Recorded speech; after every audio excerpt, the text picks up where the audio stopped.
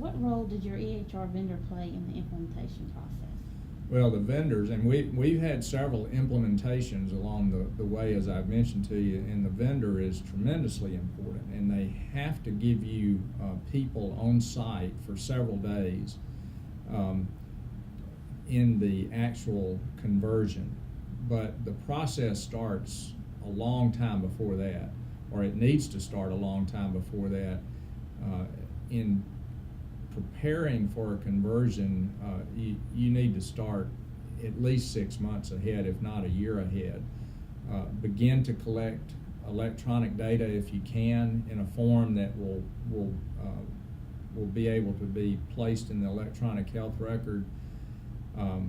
Your medication list, if you could get that in electronic form, if you could begin to dictate or use voice recognition systems that would give you an electronic record, that always helps. But the administration has to work with the vendor to set up a timeline of when they're going to build this interface to from the electronic health record to the practice management system. If it's not one system already, they have to build interfaces to the lab at some point. Now, you can go on electronic health record and keep your lab separate, but it is tremendously inefficient that way. And if they can build an interface to their lab, it is much better for the patients and the doctors. You get return information much quicker. You're not scanning documents in and those type things.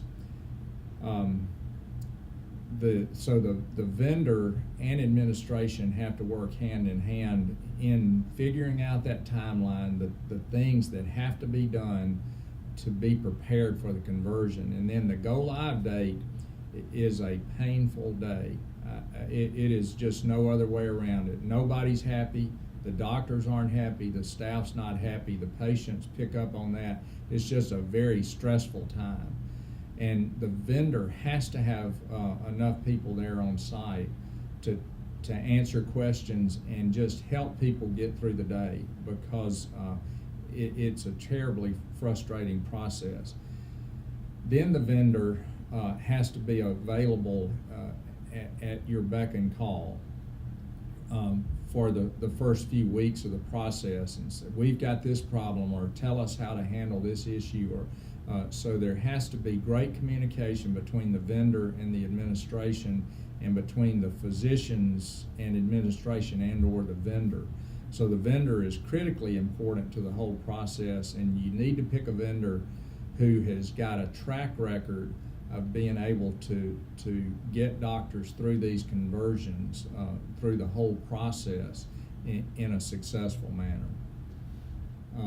Also with the vendor, it's very important that they train your staff to handle the problems that may come up. And they should have identified these problems with other conversions that they've done, and be able to come in and train your staff to do a lot of the things that they might be called on to do initially. But the training is critical. And if your staff is not ready for the conversion, then it's going to be a disaster. And they have to work closely with the administration to make sure that the nurses are trained, the secretaries are trained, the medical records people are trained to handle the information in a totally different form than it's ever been handled before in that clinic.